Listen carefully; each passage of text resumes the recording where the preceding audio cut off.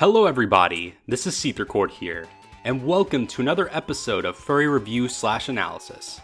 Today's episode is going to be a little more on the current events side of things, and also it isn't necessarily furry related, but it has an anthropomorphic character centered around it, and what I am talking about today is the first official trailer for the upcoming live-action Sonic the Hedgehog movie.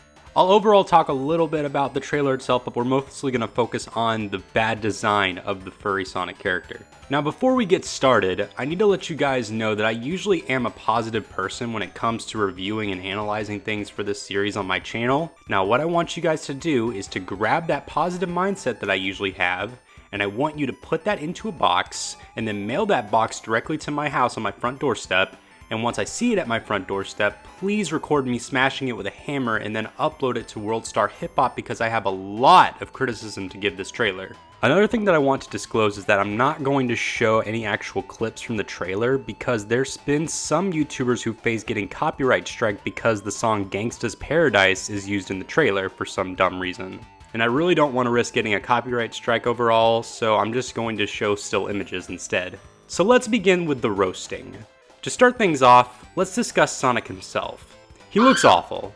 In my opinion, it's pretty obvious that the only reason that they're making Sonic into the CGI modeled live action character for this film is because Nintendo and Warner Brothers are doing the exact same thing with Detective Pikachu right now. And live action CGI films are a really big thing right now, so Sega really wants a little bit of that nice buttery crisp dough, if that makes any sense. And the main difference that we have here is that when it comes to Detective Pikachu's CGI, it actually looks good. The reason why it looks good is because when they put this two-dimensional video game character into this real world, it actually looks like a 3D model of the cartoon character. This positive also goes for all of the other Pokemon characters in the movie. They all can easily be recognized and related to Pokemon. The reason why it doesn't work well for Sonic, however, is that when they put him into the real world, they tried to mix both realistic features with cartoonish features, and it overall makes him look like something from my nightmares. When you draw a cartoon character, you can get away with them having unrealistic body parts and facial features,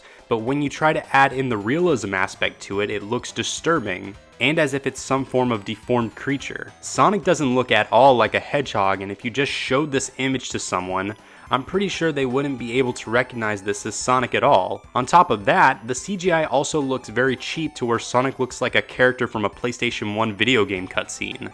He honestly looks like Sid from Ice Age a little bit, oh my god. Now on a more positive note, I gotta give credit to Jim Carrey as Dr. Eggman/Robotnik, or whatever you guys want to refer to him as. Jim Carrey's wackiness and goofiness fits well, and when he dresses up in the signature suit and mustache, it looks really good and they got it spot on. To be kind of funny for a second, I thought that it would have been great if Jim Carrey would have gained 200 plus pounds for the role and took all the fat from his legs and squeezed it all the way up into the top half of his body, so that way he could be more accurate to the actual anatomy of Dr. Eggman. He would then literally look like the mayor from Lazy Town at that point. I know it seems really far-fetched, but my idea really would have made it look even better. Just saying. The last thing that I need to cover for this overall is that this movie doesn't look like it's going to be any good, but however that Jim Carrey and the rest of the live-action cast might be able to save this movie and carry it to be at least somewhat tolerable, because it does seem to be at least a little funny, just a little bit. So hopefully this works out well. Overall, when it comes to the Sonic franchise, I genuinely don't know why it's still going on at this point. Because every time they try to do something, be it make a new video game or a new cartoon, or in this case now a new movie, it's either hit or miss. Because whenever they do something good and release a new game that actually is good, they then release at least 2 bad games or other forms of media afterwards to make the good that they did do seem meaningless. It's just always 1 step forward and 2 steps back with Sega. And that pretty much wraps up this episode of Furry Review/Analysis and my thoughts about the Sonic the Hedgehog movie trailer overall.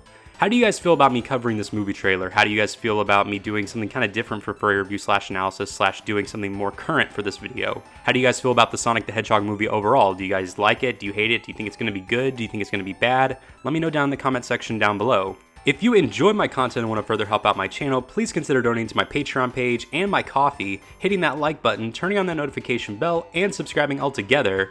I've been SeetherCord, and I will see you guys in the next video. Goodbye, everyone.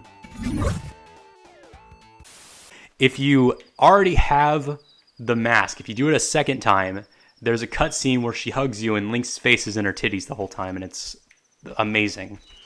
And that was when Link first had his form of sexuality come up, and his dick went hard for once.